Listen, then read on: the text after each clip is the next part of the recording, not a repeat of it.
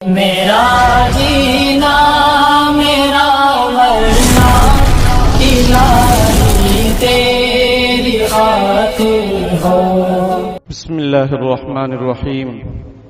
الحمد للہ وکفا وسلام علی عبادہ الذین اصطفى. اما بعد اعوذ باللہ من الشیطان الرجیم. بسم اللہ الرحمن الرحیم. ان اللہ يحب التوابین ويحب المتطہرین. وقال رسول اللہ صلی اللہ علیہ وسلم الطہارة شطر الایمان. صدق اللہ العظیم وصدق رسولہ النبی الکریم. اللہم صلی علی سیدنا محمد وعلی آل سیدنا محمد وبارک وسلم. محترم بھائیوں، بزرگوں، حدیث شریف میں ہے کہ نبی اکرم صلی اللہ علیہ وسلم نے ارشاد فرمایا، ان اللہ جمیل یحب الجمال. اللہ تعالی بہت خوبصورت ہیں اور خوبصورتی کو پسند فرماتے ہیں. دوسری روایت میں ہے کہ ان اللہ نظیف یحب النظافۃ. اللہ بہت صاف ستھرے ہیں اور صاف ستھرائی کو پسند فرماتے ہیں. آپ صلی اللہ علیہ وسلم نے ارشاد فرمایا، الطہارۃ شطر الایمان، کہ پاکی ایمان کا حصہ ہے. بعض روایتوں میں کہ پاکی آدھا ایمان ہے. تو اسلام کے اندر صفائی ستھرائی کی بہت زیادہ اہمیت ہے، بہت زیادہ. دنیا میں جو بھی مذاہب بستے ہیں، اتنی صاف ستھری تعلیم کسی کے پاس نہیں ہے، اور صفائی ستھرائی کے سلسلے میں اتنی پاکیزہ شاندار تعلیمات کسی بھی مذہب والے کے پاس نہیں ہے. ان کے یہاں استنجے کے کوئی خاص مسائل نہیں ہیں، جیسے چاہو کر لو، کھڑے بیٹھے کوئی مسئلہ نہیں. ہمارے یہاں آداب ہیں. پھر استنجا کرنے کے بعد ٹیشو پیپر سے بھی کام چل جائے گا، پانی کی کوئی ضرورت نہیں. ہمارے یہاں پانی ضروری ہے، اور اگر پانی نہ ہو تو ڈھیلے سے استنجا کیا جائے، اور ڈھیلا بھی نہ ہو تو ٹیشو پیپر جو ٹوائلٹ پیپر ہوتا ہے خاص طور پر اسی کے لیے بنایا جائے. اس سے اس طور پر پاکی صفائی حاصل کی جائے کہ نجاست باقی نہیں رہنا چاہیے. ایسا نہیں کہ جلدی جلدی صاف کر لیے، نہیں، بلکہ مکمل صفائی. وہ بھی کون سا؟ جو ٹوائلٹ پیپر، وہ ٹیشو جو اسی کے لیے بنایا گیا ہے، صفائی ستھرائی کے لیے ہی اس کو بنایا گیا، اس لیے اس کا نام ہی ہے ٹوائلٹ پیپر. تو اس سے گنجائش ہے، لیکن اس طور پر کہ صفائی مکمل ہونی چاہیے، پیشاب کو مکمل سکھوانا چاہیے، یعنی کہ جلدی جلدی.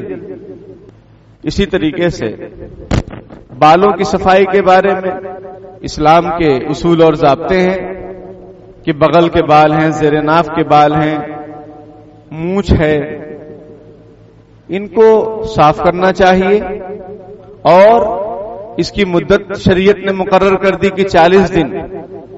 اس کے اندر ہفتہ اگر کوئی صاف کرے، 15 دن میں صاف کرے، 20 دن میں، 40 دن کے اندر صفائی ستھرائی ہو جانی چاہیے. ورنہ پھر مکروہ تحریمی ہے، ناجائز ہے اور گناہ ہے اگر بالوں کو نہیں صاف کیا گیا. تو اللہ کا ہم شکر ادا کریں کہ اللہ پاک نے ہمیں ایسا پیارا دین اور پیارا نبی عطا فرمایا ہے جس میں مکمل پیدائش سے لے کر دفنانے تک مکمل تعلیمات ہیں، شاندار. آج کل بقرعید کا موسم ہے، عید کا موسم ہے، قربانی ماشاءاللہ جگہ جگہ ہو رہی ہے، اللہ تعالیٰ قبول فرمائے. لیکن صفائی ستھرائی کا مکمل دھیان دیجئے، مکمل خیال رکھیے. کل عید کے بیان میں بھی یہ بات کہی گئی تھی کہ خون کو نالی کے اندر بہا دینا اور بھی اجزاء بدن جانور کے کچھ پارٹس اس کو بھی ڈال دینا، یہ سب بہت ہی غیر مناسب بات ہے، بے ادبی کی بات ہے. اس سے بیماریاں پھیلیں گی، آپ بیمار ہوں گے، آپ کے بچے بیمار ہوں گے، اڑوس پڑوس کے بچے بیمار ہوں گے، تعفن اور بدبو پھیلے گا، اس سے بھی آپ کو اور دوسروں کو تکلیف ہوگی. اگر آپ کو نہیں ہو رہی تو دوسروں کو تو ہو رہی ہے، اور دوسروں کو بھی تکلیف سے ہمیں بچانا ہے. لا ضرر ولا ضرار، نبی اکرم صلی اللہ علیہ وسلم کی تعلیم ہے کہ کسی کو نقصان ابتداءً بھی مت پہنچاؤ اور کسی کو نقصان انتہاءً بھی مت پہنچاؤ. اس کا مطلب کیا کہ آپ کے کسی عمل سے کسی کو تکلیف نہ ہو. اور دوسری بات اور اس کا مطلب کیا ہے حدیث شریف کا؟ کوئی آپ کو تکلیف پہنچائے تو آپ بھی اس کو تکلیف پہنچانے لگ جائیں. انتہاءً، ابتداءً یعنی اپنی طرف سے، انتہاءً یعنی اس نے کچھ کیا، پڑوسی لے جا کے کچرا ڈال دیا روڈ پہ تو آپ بھی لے جا کر ڈال دے رہے ہیں. وہ آپ کے گھر کے سامنے ڈال رہا ہے، آپ اس کے گھر کے سامنے ڈال رہے ہیں. حدیث شریف میں رسول اللہ صلی اللہ علیہ وسلم نے منع فرمایا، لا ضرر ولا ضرار، نہ خود ابتداءً کسی کو تکلیف پہنچاؤ، نہ کسی کے مقابلے میں کسی کو تکلیف پہنچاؤ. یہ ہمارا پیارا دین ہے. نبی اکرم صلی اللہ علیہ وسلم نے ایک حدیث میں ارشاد فرمایا، الایمان بضع وسبعون شعبۃ اعلاها قول لا الہ الا اللہ وادناها اماطۃ الاذى عن الطریق والحیاء شعبۃ من الایمان، او کما قال علیہ الصلوۃ والسلام. آپ صلی اللہ علیہ وسلم نے ارشاد فرمایا کہ ایمان کے 70 سے زیادہ شعبے ہیں. سب سے اعلیٰ درجے کا جو شعبہ ہے یعنی ایمان کے حصے، سب سے اعلیٰ درجے کا جو حصہ ہے وہ لا الہ الا اللہ کہنا ہے، کیونکہ یہ وہ کلمہ ہے کہ اس سے آدمی کے سارے گناہ بھی معاف ہوتے ہیں اور یہ ایمان میں داخل ہونے والا کلمہ ہے. اور سب سے بہترین ذکر، افضل الذکر لا الہ الا اللہ، رسول اللہ صلی اللہ علیہ وسلم نے ارشاد فرمایا کہ سب سے افضل بہترین ذکر لا الہ الا اللہ ہے. تو ایمان کے 70 سے زیادہ حصے ہیں، سب سے اعلیٰ درجے کا حصہ لا الہ الا اللہ. اور حیا ایمان کا ایک اہم حصہ ہے، اس کو اسپیشل نبی اکرم صلی اللہ علیہ وسلم نے ذکر فرمایا، والحیاء شعبۃ من الایمان، کہ شرم و حیا ایمان کا اہم ترین حصہ ہے. ان الحیاء والایمان قرناء جميعا فاذا رفع احدهما رفع الاخر، کہ حیا اور ایمان آپس کے ساتھی ہیں. اگر حیا ختم ہو جائے تو ایمان بھی ختم ہو جائے گا، اور ایمان ختم ہو جائے تو حیا بھی ختم ہو جائے گی. یہ آپ صلی اللہ علیہ وسلم کا فرمان. علامہ اقبال رحمۃ اللہ علیہ فرماتے ہیں، حیا باقی نہیں ہے زمانے کی آنکھ میں، خدا کرے کہ تیری جوانی رہے بے داغ. کہ زمانے کی آنکھ میں حیا باقی نہیں ہے، جگہ جگہ بے پردگی. سمجھ میں آئی بات؟ بعض دکاندار وہ جو تھیلے وغیرہ بناتے ہیں اس میں بھی عورتوں کی تصویر بناتے ہیں جو کہ بالکل جائز نہیں ہے. ارے بھائی سادہ سمپل بنائیے. سمجھ میں آئی بات؟ اس میں عورتوں کی تصاویر بنانا، جو لوگ بھی آپ کے یہاں سے سامان لے جائیں گے وہ اس کو دیکھیں گے. جس طریقے سے عورت کو دیکھنا جائز نہیں ہے لائیو، سمجھ میں آئی بات؟ لائیو دیکھنا جائز نہیں ہے، اس کی تصویر دیکھنا بھی جائز نہیں ہے. سمجھ رہے ہیں؟ تو حیا یہ ایمان کا اہم ترین حصہ ہے. اب اس میں بہت ساری تفصیلات ہیں کہ آج کل کے جو لباس ہیں مردوں کے، عورتوں کے، اور برقعے اتنے چست ہیں کہ جس سے جسم کی ساخت پرداخت معلوم ہوتی ہے. یہ بالکل ناجائز اور حرام ہے پہننا، چاہے وہ مردوں کے ہوں چاہے عورتوں کے ہوں. ہم لوگ یہ سمجھتے ہیں عام طور پر کہ لباس کے بارے میں بات آئے گی تو عورتوں کے بارے میں بات آئے گی، مردوں کو لباس کے سلسلے میں کوئی ٹینشن نہیں ہے. ہم آپ کو ٹینشن سمجھا رہے ہیں. لباس کا مقصد کیا؟ لباس کا مقصد ہے پردہ. یا بنی آدم قد انزلنا علیکم لباسا یواری سوآتکم وریشا، اے آدم کی اولاد ہم نے لباس کو اتارا ہے. کیوں؟ تاکہ تم اپنی شرم کی جگہوں کو چھپاؤ. اب ایسے لباس جو چست ہیں، ایک دم فٹ ہیں، اس سے شرم کی جگہ کہاں چھپ رہی ہے؟ اس سے شرم کی جگہ کہاں چھپ رہی؟ اس سے سب کچھ نظر آ رہا ہے. تو ایسا لباس چاہے مردوں کا ہو، جینس بہت فٹ یا پینٹ بہت زیادہ فٹ پہن رہے ہیں چست، یا عورتوں کا لباس ہو یا ان کا برقع ہو، یہ سب ناجائز اور حرام. حدیث شریف میں رسول اللہ صلی اللہ علیہ وسلم نے ارشاد فرمایا، رب کاسیات فی الدنیا عاریات فی الآخرہ، او کما قال علیہ الصلوۃ والتسلیم، کہ بہت ساری عورتیں جو دنیا میں لباس پہننے والی ہیں آخرت میں بے لباس ہوں گی. آخرت میں بے لباس ہوں گی. کیوں؟ اس لیے کہ انہوں نے وہ لباس پہنا ہی نہیں جو اللہ اور رسول چاہتے ہیں، جیسا چاہتے ہیں۔ تو حیا بہت بڑی چیز ہے، مردوں کے لیے بھی، عورتوں کے لیے بھی۔ اور بیچ میں حدیث شریف رسول اللہ صلی اللہ علیہ وسلم نے ایک ٹکڑا حدیث کا بیان فرمایا، وَإِمَاتَةُ الْأَذَىٰ عَنِ الطَّرِيقِ، راستے سے تکلیف دہ چیز کو ہٹانا یہ ایمان کا حصہ ہے۔ آج مسلمانوں کے جو محلے ہیں وہ اس بات کی پہچان ہے، علامت ہے، نشانی ہے۔ اگر آپ کو سمجھ میں نہ آئے کہ بھئی یہ کس کا محلہ ہے تو وہاں کے راستوں کو دیکھو، ناجائز قبضہ، سمجھ میں آئی بات؟ اور وہیں پر پارکنگ بھی ہوگی، رکشے بھی وہیں کھڑے ہوں گے، گاڑیاں بھی وہیں کھڑی ہوں گی، اور وہ گھر کے باہر کا جو حصہ باؤنڈری کرتے اس کو کیا بولتے، باڑا، وہ بھی روڈ کا ہی حصہ لیا جائے گا۔ خدا کے بندو، اللہ کے بندو، ہم مسلمان ہیں، ہماری کیا آئیڈینٹی ہے، ہماری پہچان ہمیں معلوم نہیں۔ المسلم من سلم المسلمون من لسانه ويده المؤمن من امنه الناس، مسلمان وہ ہے کہ جس کے ہاتھوں سے اور زبان سے دوسرے مسلمان محفوظ ہوں۔ مومن وہ ہے کہ جس سے لوگ امن میں ہوں، لوگ ٹینشن میں۔ دو گاڑیاں گزر نہیں سکتی ہیں، اور ایک 4 ویلر اور ایک 2 ویلر بھی نہیں گزر سکتی ہے۔ اتنا ہم نے تنگ کر دیا ہے راستوں کو۔ اسی زیر زمین میں سونا ہوگا، اسی زمین پر جو قبضہ ناجائز ہم کر رہے ہیں، اسی زمین میں جب جائیں گے تو وہ زمین کہے گی کہ میرے اوپر جو لوگ چلنے والے تھے، یا تو یہ کہے گی کہ تو بڑا پسندیدہ تھا، آج میرا حسن سلوک دیکھ، یا وہ یہ کہے گی کہ اس روئے زمین پر چلنے والے، مجھ پر چلنے والے جو بھی تھے اس میں تو مجھے ناپسند تھا۔ یہ قبر کہتی ہے جب کوئی دفن ہوتا ہے تو۔ میرے بھائیوں، خدا کا خوف کرو۔ ہم نے دین کو مسجد تک محفوظ کر رکھا ہے کہ بس مسجد میں جو کچھ کر لو وہی دین ہے، نماز پڑھ لو، سمجھ میں آئی بات، بیان کر لو یہ دین ہے۔ ارے دین 24 گھنٹہ ہے، اور دین ہر جگہ ہے، اور لوگ مسجد میں آ کر نہیں دیکھتے کہ یہ مسلمان کتنے اچھے انداز میں سب بندی میں بیٹھے ہوئے ہیں، وہ باہر آپ کو مطالعہ کرتے ہیں، وہ قرآن کو آپ میں ڈھونڈتے ہیں، وہ پروفیٹ پیغمبر محمد صلی اللہ علیہ وسلم کی روشن تعلیمات کو آپ میں ڈھونڈتے ہیں کہ آپ مسلمان ہیں تو کیسے ہیں، آپ پروفیٹ کو ماننے والے ہیں تو آپ کیسے ہیں۔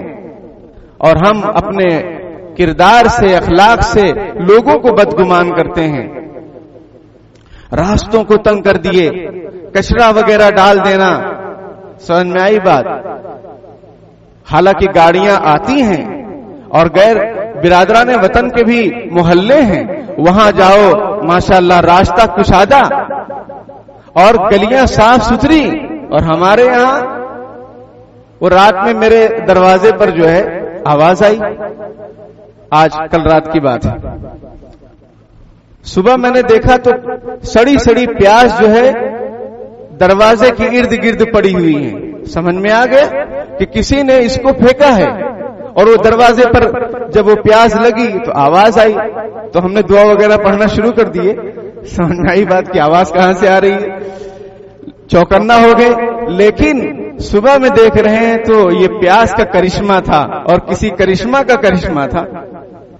یہ کیا ہے؟ یہ دین ہے، ہم مسلمان ہیں، ہمارے نبی صلی اللہ علیہ وسلم کی یہی تعلیمات ہم نے حاصل کی ہیں کہ رات میں کوئی نہیں دیکھتا تو پھینک دو، اللہ میاں دیکھ رہے ہیں، اور صبح میں آدمی بھی دیکھ رہا ہے۔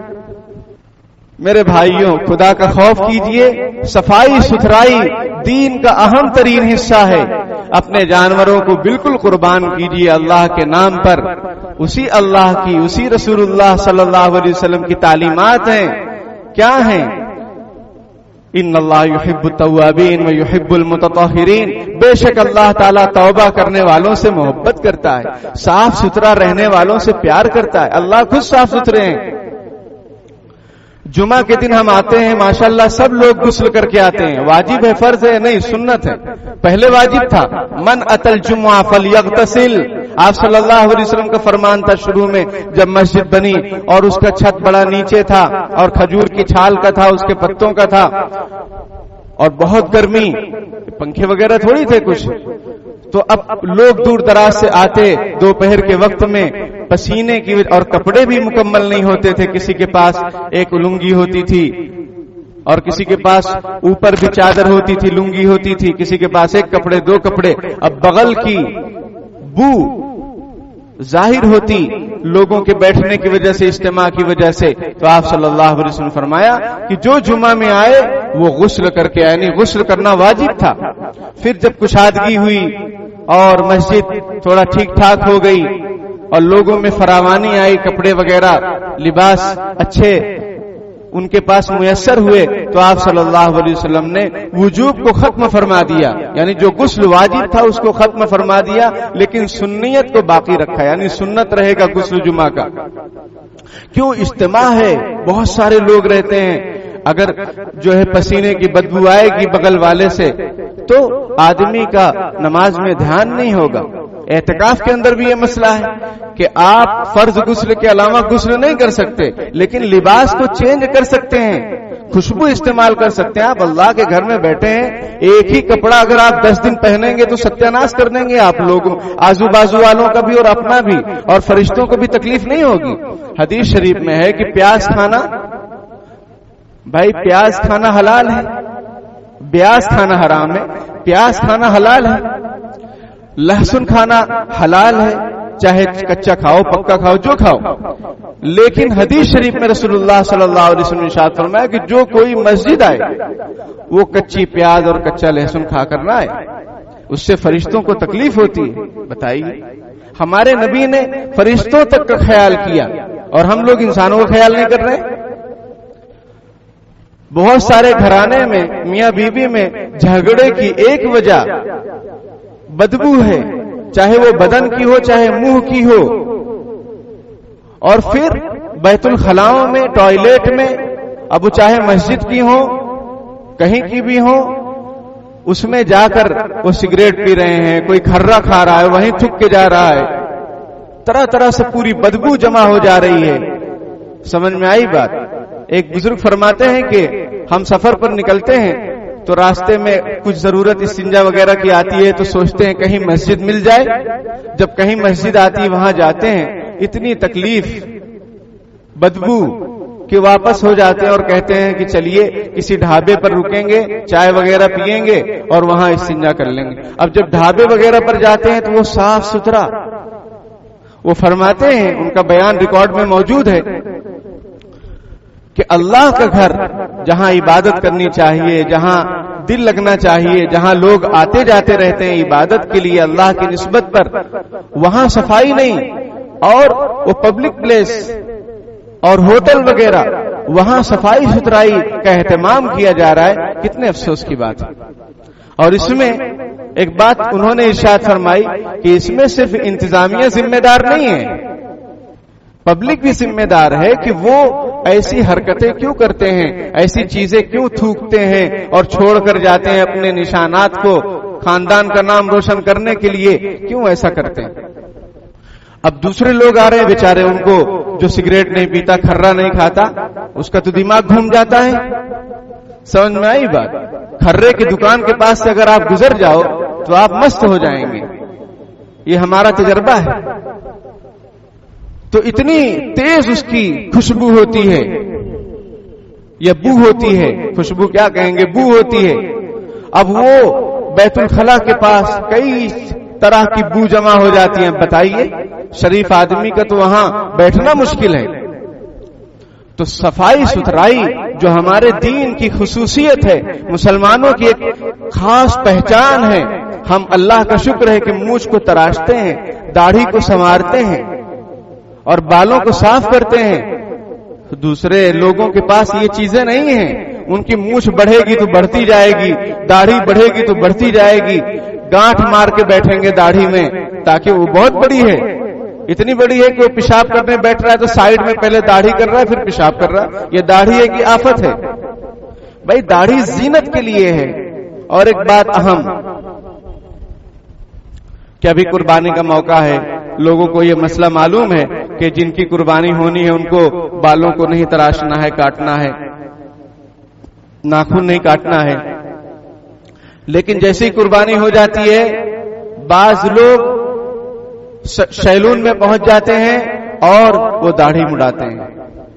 آپ ایک سنت کو زندہ کر رہے ہیں, ایک نبی کے طریقے کو فالو کر رہے ہیں, حضرت ابراہیم علیہ السلام کی سنت کو, قربانی کو, اور اپنے محبوب صلی اللہ علیہ وسلم کے عظیم الشان سنت, تمام نبیوں کی سنت, تمام صحابہ کرام, اولیاء کرام, علماء کرام. کوئی داڑھی منڈا عالم آپ نے دیکھا ہے؟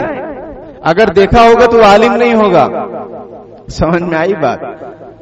یہ تمام نبیوں کی سنت ہے, اور ہمارے محبوب صلی اللہ علیہ وسلم کا حکم کہ داڑھی رکھو, واجب ہے داڑھی رکھنا, قربانی بھی واجب, داڑھی بھی واجب. لیکن بعض لوگ, اللہ ان کو ہدایت دے, وہ سیلون میں پہنچ کر اس کو صاف کرواتے ہیں. ناجائز ہے, سیلون والے کے لیے بھی ناجائز ہے داڑھی مونڈنا, اور اس کی اجرت مکروہ ہے, چاہے وہ کوئی بھی داڑھی مڑانے والا ہو, مسلم ہو کہ نان مسلم ہو. یہ ہم نے پہلے بھی مسئلہ بیان کیا ہے. بعض لوگوں کو مسائل سے چڑ ہوتی ہے, یہ ہمارے معاشرے کی صورتحال ہے کہ کیا ضرورت ہے مسئلہ بیان کرنے کی. اللہ کے بندو, اگر آپ کا وضو صحیح نہ ہو, آپ رات بھر تہجد پڑھیں گے, آپ کی تہجد مانی جائے گی؟ آپ کا غسل صحیح نہ ہو, آپ رات بھر تہجد پڑھیں, نماز پڑھیں, آپ کی عبادت قبول ہوگی؟ تو یہ کیسے پتہ چلے گا کہ وضو کیسے صحیح ہوگا, غسل کیسے صحیح ہوگا؟ مسائل کوئی نئی چیز نہیں ہے, قرآن و حدیث کی تشریح ہیں, اسی سے نکالے گئے ہیں. اگر آپ کے مسائل, آپ زکوٰۃ خوب نکال رہے ہیں لیکن مسئلہ ہی نہیں معلوم, آپ قربانی خوب کر رہے ہیں لیکن مسائل ہی کا پتہ نہیں ہے, تو میرے بھائیوں ساری عبادت چوپٹ ہو جائے گی. اس لیے جو مسائل بیان کیے جاتے ہیں اس کو خوب دھیان سے سنو, عمل کرو. نہ سمجھ میں آئے ہم سے بار بار پوچھو, ہم کہہ رہے ہیں ہم سے بار بار پوچھو. فتنہ مت پھیلاؤ, انتشار مت پیدا کرو. والفتنۃ اشد من القتل, فتنہ قتل سے بھی خطرناک ہے, قرآن میں اللہ تعالیٰ نے ارشاد فرمایا. ہماری بات ہم سے پوچھو, ہم اچھے پھر دوسرے انداز سے سمجھائیں گے. ہماری بات کو ادھر ادھر لے جاتے ہو, آدھی ادھوری نقل کرتے ہو, سامنے والا بھی کہتا ہے کہ ارے ایسا کیسا. تو یہ آپ کیا کر رہے ہیں؟ اگر آپ کے اندر واقعی سچی طلب ہے تو ہم سے ملیے, ہم نے جو مسئلہ بیان کیا ہم 1000 بار سمجھائیں گے. آپ کو دلیل چاہیے, ہم دلیل دکھائیں گے. یہ ممبر پر بیٹھ کر کہہ رہے ہیں, اور یہ ممبر کی ذمہ داری ہے اس لیے کہہ رہے ہیں. اس ممبر سے صرف وہ باتیں نہیں کی جائیں گی جس سے آپ کا دل چوڑا ہو جائے, آپ بہت خوش رہیں, کیونکہ اب آج مزاج یہ ہے امت کا کہ حق بات کہو, ہمارے حق میں کہو, حق بات کہو لیکن ہمارے حق میں کہو, تب تو وہ حق بات ہے. اگر ذرا سی ادھر ادھر ہوئی تو وہ پھر صحیح نہیں ہے. تو میرے بھائیوں ہماری ذمہ داری ہے کہ ہم شریعت کے احکام آپ تک پہنچائیں. اب آپ کی ذمہ داری ہے اس کو اچھے انداز سے قبول کیجئے. نہ سمجھ میں آئے ہم سے 10 مرتبہ رابطہ کیجئے, یہیں بیٹھتے ہیں, یہیں آتے ہیں, پوچھئے. کیوں نہیں پوچھتے؟ ہم آپ کو بتائیں گے, آپ کو بھگائیں گے نہیں, آپ کو ڈانٹیں گے نہیں. وہ اما السائل فلا تنہر, سوال کرنے والے کو جھڑکو نہیں. اس میں ایک سوال کرنے والا روپیہ پیسہ ہے. اور حسن بصیر رحمۃ اللہ علیہ فرماتے ہیں کہ اس میں سوال کرنے والا مسئلے مسائل کو معلوم کرنے والا بھی سائل اس میں شامل ہے, کہ اس کو بھی جھڑکو نہیں. تو مسائل بہت ضروری ہیں.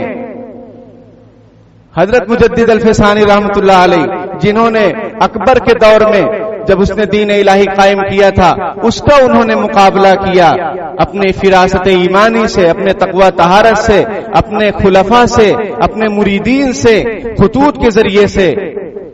سمجھ میں آئی بات؟ ان کو جیل میں بھی ڈالا گیا. حضرت مجدد الفسانی رحمۃ اللہ علیہ وہ فرماتے ہیں کہ خانقاہوں کے اندر مسائل کی تعلیم کرو. خانقاہوں میں جو لوگ آتے ہیں ان کو مسئلے مسائل سمجھاؤ. اگر مسئلے مسائل ان کو نہیں معلوم ہوں گے ان کی عبادت کیسے صحیح ہوگی؟ آپ اندازہ تو کیجئے کچھ. تو بہرحال صفائی ستھرائی کا خوب اہتمام کرنا چاہیے, اپنے گھر کے اندر بھی, گھر کے باہر بھی. اپنے جو ہے اوپر, اپنے اندر کے بال اور باہر کے بال, جیسے یہ مونچھ وغیرہ ہے, اور اپنے بال جو سر کے ہیں اپنی اولاد کو سمجھائیے کہ وہ بال برابر رکھیں. چھوٹے بڑے بال رکھنا جائز نہیں ہے. سمجھ میں آئی بات؟ چھوٹے بڑے بال رکھنا جائز نہیں, ایک برابر بال ہونے چاہیے. مشین سے کٹواؤ چاہے کینچی سے کٹواؤ, صفائی ستھرائی. اور اگر بڑے بال رکھ رہے ہیں تو ہیئر بینڈ لگانا جائز نہیں ہے، وہ لڑکیاں لگاتی ہیں. اللہ نے آپ کو لڑکا بنایا ہے. آپ ٹوپی لگائیے، آپ امامہ باندھ لیجئے، آپ کے بال سلامت رہیں گے. یاد رکھیے کہ بال بڑے رکھنا اگر سنت کے مطابق جو آپ صلی اللہ علیہ وسلم کے بال تھے، وفرا، لما، جمہ، کانوں کی لو تک، اور یہ گردن تک، اور یہ کندھوں تک، یہ 3 قسم کے بال آپ صلی اللہ علیہ وسلم کے تھے. اگر آپ رکھنا چاہ رہے ہیں رکھیں. لیکن ایک دوسری حدیث بھی ہے کہ من کان لہ شعر فلیکرمہ، کہ جس کے بال ہوں اس کو چاہیے کہ وہ ان کی عزت کرے، یعنی اچھے سے رکھے، اس میں تیل کنگھی کا استعمال کرے. یہ نہیں کہ جوگی بابا بنے ہوئے ہیں، بال بکھرے ہوئے ہیں. سمجھ میں یہ جائز نہیں، یہ سنت کے خلاف ہے. آپ ایک سنت کو پکڑ رہے ہیں میٹھی والی، سمجھ میں آئی بات کہ بالوں کو چھوڑ دو. لیکن دوسری حدیث شریف بھی تو ہے کہ بالوں کو سنوار کے رکھو. تو میرے بھائیوں بزرگوں، حدیث شریف میں یہ تعلیم ہے، اتقوا اللعانین، 2 لعنت کرنے والی چیزوں سے بچو. صحابہ نے پوچھا وہ کیا ہے؟ آپ صلی اللہ علیہ وسلم نے فرمایا کہ سائے دار درخت کے نیچے استنجا کرنے سے بچو، اور راستے میں استنجا کرنے سے بچو، اس لیے کہ لوگوں کی گزرگاہ ہے اور سایہ دار درخت ہوگا، لوگ وہاں بیٹھیں گے. آج کے زمانے میں تو یہ سب چیزیں پیش نہیں آتی، لیکن جو گاؤں دیہات میں رہتے ہیں، جانوروں کو چراتے ہیں، وہ بیچارے درخت، سایہ دار درخت کو ڈھونڈتے ہیں، وہاں وہ خود بیٹھتے ہیں اور جانور چرتے رہتے ہیں. تو اگر آپ وہاں استنجا کر دیں گے تو لوگ وہاں کیسے بیٹھیں گے؟ ان کو تکلیف ہوگی. تو حضور نے فرمایا 2 لعنت کرنے والی چیزوں سے بچو. اسی وجہ سے ہم یہ کہتے ہیں کہ شادی کے موقع پر جو منڈپ روڈوں پر ڈالا جاتا ہے بالکل ناجائز، حرام ہے، بالکل ناجائز اور حرام ہے. آپ کو جگہ نہیں ہے، بہت ساری جگہیں ہیں، وہاں چلے جائیے، وہاں شادی کر لیجئے. سمجھ میں آئی بات؟ لیکن راستوں کو تنگ کرنا، آنے جانے والوں کو تکلیف دینا، یہ بالکل ناجائز اور حرام ہے. اور ہم نے یہ بھی کہا تھا کہ ایسی شادیوں کا بائیکاٹ کرو، مت جاؤ واپس آ جاؤ کہ تم نے راستہ بند کیا ہے، ہم تمہارے یہاں نہیں کھائیں گے. ایسا کرو تو اس کی بھی عقل ٹھکانے میں آئے. اب تم میرے کو حاجی صاحب بولتے رہو اور میں تم کو حاجی صاحب بولتا رہوں، برابر معاملہ چلتا جا رہا ہے. یہ پھر ختم کیسے ہوگا؟ یہ مولوی کے بولنے سے تھوڑی ختم ہوگا، عمل کرنے سے ختم ہوگا، عمل کرنے سے. اور سب کی ذمہ داری ہے کہ ایسی شادیوں کا بائیکاٹ کرے. ہاں کبھی خدا نہ خواستہ گھر میں کوئی حادثہ پیش آ گیا، اب لوگ بہت زیادہ آ گئے، بیٹھنے کی جگہ نہیں ہے، تو کنارے کنارے کرسی لگا دیے، اس کی گنجائش ہے کہ اچانک ایسا پیش آ گیا حادثہ. شادی تو مہینے پہلے اس کی تاریخ نکلتی ہے اور پھر اس کے ڈیٹ فکس ہوتے ہیں، اور پھر ہالوں کو دیکھا جاتا ہے کون سا ہال خالی ہے، کہاں کرنا ہے، یہ ساری تیاری ہیں. اور گھر کے سامنے منڈپ. ہاں اگر آپ کو علامت کے طور پر منڈپ ڈالنا ہے، اس طور پر کہ آنے جانے والوں کو کوئی تکلیف نہ ہو، کوئی حرج کی بات نہیں ہے، کیونکہ لوگ دور دراز سے آتے ہیں تو وہ منڈپ کے ذریعے سے سمجھ جائیں گے کہ ان کے یہاں شادی ہے. سمجھ میں آئی بات؟ تو اس میں حرج نہیں ہے. لیکن راستے کو ہی پیک کر دینا اور پھر دادا گیری دکھانا، تمہارے ابا کا روڈ ہے، نہ تمہارے ابا کا ہے نہ ہمارے ابا کا ہے، سرکاری روڈ ہے، اور سرکاری زمین پر اس طریقے سے قبضہ کر لینا یہ جائز ہے؟ بالکل ناجائز اور حرام، بالکل ناجائز. بھائی لوگوں کا حق ہے اس میں، آنے جانے والوں کا. آپ کون ہوتے ہیں اس کو روکنے والے؟ ہاں اپنی زمین ہو آپ کی، جہاں کہیں وہاں جو کرنا ہے کرو. بہرحال صفائی ستھرائی قربانی کے موقع پر اور ویسے بھی اپنی پوری زندگی میں اس کا اہتمام کرنا چاہیے، خیال کرنا چاہیے. اور میں نے بتایا کہ گھروں میں جو جھگڑے کی وجہ ہے وہ بدبو ہے، وہ پسینے ہیں آپس میں، وہ نہاتے نہیں، صاف ستھرا رہتے نہیں، منہ باس مارتا رہتا ہے، کھرا کھاتے ہیں جو کہ مکروہ ہے، اس سے کینسر بھی ہو جاتا ہے، پھر حرام ہو جاتا ہے. سمجھ میں آئی بات؟ تو اس سے بچیے. اور اگر کسی کی عادت ہے تو دھیرے دھیرے چھوڑو، لیکن صفائی ستھرائی کا خیال رکھو. بہت سارے لوگ کھرا کھاتے ہیں، وضو کرتے ہیں، صرف ایسا ہاتھ انگلی گھمانے سے بدبو نہیں جائے گی. آپ مسواک رکھیے اچھی والی، اور جو ہے مسواک بھی کیجئے، اور اگر اس سے بدبو چلی جائے تو ٹھیک ہے. نیم کی مسواک بہترین ہوتی ہے، اس میں کڑوا پن بھی ہوتا ہے، یا پھر زیتون کی مسواک ہے، پیلو کی مسواک ہے، اس کا استعمال کیجئے. اگر آپ کو محسوس ہو کہ ابھی بو باقی ہے منہ کے اندر تو ٹوتھ پیسٹ وغیرہ بھی استعمال کر لیجئے مسواک کے بعد، تاکہ سنت بھی ادا ہو جائے اور منہ کی بدبو بھی ختم ہو جائے. ماؤتھ فریشنر وغیرہ بھی آتے ہیں، माउथ फ्रेशनर भी आते हैं, उसको भी इस्तेमाल कर सकते हैं। कुरान में या बनी आदम खुजू ज़ीनतकुम इंद कुल्ली मस्जिद, ऐ आदम के औलाद जब सजदे का मौका आए तो जीनत इख्तियार करो, यानी अपने आप को खूबसूरत बनाओ, मेंटेन रखो, आपका लिबास अच्छा हो। ये कुछ लोग लुंगी पहनकर आते हैं नमाज पढ़ने, जब वो सजदे में जाते हैं तो इधर देखो अच्छी तरीके से, ये घुटना जो है ये सतर में शामिल है, ये घुटना नाफ से लेकर घुटना ये सतर में शामिल है। वो जब सजदे में जाते हैं तो उनका ये घुटने का हिस्सा, रान का हिस्सा नजर आता है। खुदा के वास्ते पैजामा पहनो। आप सल्लल्लाहु अलैहि वसल्लम को पैजामा बहुत ज्यादा पसंद था, उसकी वजह के फरमाते हैं आप सल्लल्लाहु अलैहि वसल्लम इसमें सतर पोशी बहुत ज्यादा है, इसमें सतर पोशी बहुत ज्यादा है। तो अगर लुंगी पहनना है तो ऐसी लुंगी हो जो चौड़ी हो, बड़ी हो, जिससे आपका ये हिस्सा खुलना नहीं चाहिए। अगर खुल रहा है और लोगों की नजर पड़ रही है तो बताइए आपकी नमाज हो जाएगी? और हो जाएगी तो कैसी होगी? या तो नमाज नहीं होगी या सख्त मकरूह नमाज होगी। तो इसलिए इसका ख्याल रखें। अल्लाह ताला कहने सुनने से ज्यादा अमल की तौफीक अता फरमाए। आमीन व आखिरु दावाना अल्हम्दुलिल्लाहि रब्बिल आलमीन। बिस्मिल्लाहिर्रहमानिर्रहीम। अल्लाहुम्मा सल्ली अला सय्यिदिना मुहम्मद व अला आलि सय्यिदिना मौलाना मुहम्मद व बारिक वसल्लिम। रब्बना आतिना फिद दुनिया हसनतन व फिल आखिरति हसनतन व क़िना अज़ाबन नार।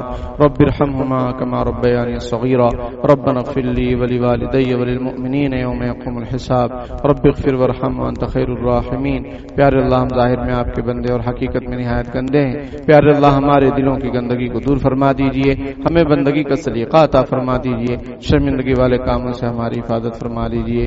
प्यारे अल्लाह, बुरे दिन से, बुरी रात से, बुरी बात से, बुरे खात्मे से हमारी हिफाजत फरमा लीजिए। प्यारे अल्लाह, सफाई सुथराई का एहतमाम करने की तौफीक अता फरमा दीजिए। प्यारे अल्लाह, अपनी जिस्मानी, ज़ाहिरी और बातिनी सफाई सुथराई का ख्याल रखने की हमें तौफीक अता फरमा दीजिए। अपने दिल की भी सफाई सुथराई और उसको पाकीज़ा बनाने की फिक्र अता फरमा दीजिए। और जो करने के काम है वो करने की तौफीक अता फरमा दीजिए। जो ना करने वाले काम हैं जिनसे बचना चाहिए, प्यारे अल्लाह, हमारी और पूरी उम्मत मुस्लिमा की हिफाजत फरमा दीजिए। लायानी कामों से हमारी हिफाजत फरमा लीजिए। प्यारे अल्लाह, जुल्म सितम से और हक तलफी से और गसब कर लेने से और रास्तों को तंग कर देने से प्यारे अल्लाह हमारी हिफाजत फरमा लीजिए। हमें बेज़रर मोमिन बना दीजिए, हमें बेज़रर मोमिन बना दीजिए। किसी को तकलीफ देने से हमारी हिफाजत फरमा लीजिए। सच्चा पक्का मुसलमान बना दीजिए। जाहिर और बातिन को नूरानी बना दीजिए। प्यारे अल्लाह, हमारी जुबान से, हमारे हाथों से, हमारे किरदार से, हमारी करतूत से किसी को तकलीफ ना पहुंचे। हमें बेज़रर मुसलमान बना दीजिए, सच्चा पक्का मोमिन बना दीजिए। प्यारे अल्लाह, हमें मिसाली मोमिन बना दीजिए। प्यारे अल्लाह, हमें ऐसा बना दीजिए कि हम आपको पसंद आ जाएं, जैसा आप चाहते हैं वैसा बना दीजिए। प्यारे अल्लाह, नफ्स शैतान के मकर व फरेब से हमारी हिफाजत फरमा दीजिए। शैतानी किस्म के लोगों से हमारी हिफाजत फरमा लीजिए। प्यारे अल्लाह, नफ्स के शुरूर व फितन से हमारी हिफाजत फरमा दीजिए। शयातीन जिन्नात के हमलों से और उनकी नजरों से हमारी और पूरी उम्मत मुस्लिमा की हिफाजत फरमा दीजिए। प्यारे अल्लाह, मुल्क में अमन शांति को कायम और दायम फरमा दीजिए। ऐसे कानूनों से हिफाजत फरमा दीजिए जिससे मुल्क मुंतशिर हो जाए, बिखर जाए, टूट जाए। ऐसे उसूल, ज़ाब्ते और ऐसे कवानीन से प्यारे अल्लाह इस भारत की धरती को बचा लीजिए। प्यारे अल्लाह, अमन शांति का गहवारा बना दीजिए। प्यार और मोहब्बत के साथ एक दूसरे के साथ रहने की तौफीक अता फरमा दीजिए। हमारे बीमारों को शिफा अता फरमा, हमारे मरहूमीन की मग़फ़िरत फरमा, उनके दर्जात को बुलंद फरमा। उनके जो मंसूबे और इरादे थे, उनकी जो तमन्नाएं पीछे रह जाने वालों से वाबस्ता थी, प्यारे अल्लाह, उन मंसूबों को हमें मुकम्मल करने की तौफीक अता फरमा दीजिए। प्यारे अल्लाह, जो नाजायज कैदोबंद में पकड़े हुए हैं उन्हें बाइज्जत रिहाई नसीब फरमा दीजिए। हम सबको हलाल कारोबार नसीब फरमा दीजिए, हलाल रोजगार नसीब फरमा दीजिए और हलाल कारोबार में बरकतें अता फरमा दीजिए। हराम के लुक़्मों से हमारी हिफाजत फरमा लीजिए, हराम के पैसों से हमारी हिफाजत फरमा दीजिए, हराम की जगहों से हमारी हिफाजत फरमा लीजिए। जज़ल्लाहु अन्ना मुहम्मदन सल्लल्लाहु अलैहि वसल्लम मा हुआ अहलु बिरहमतिक या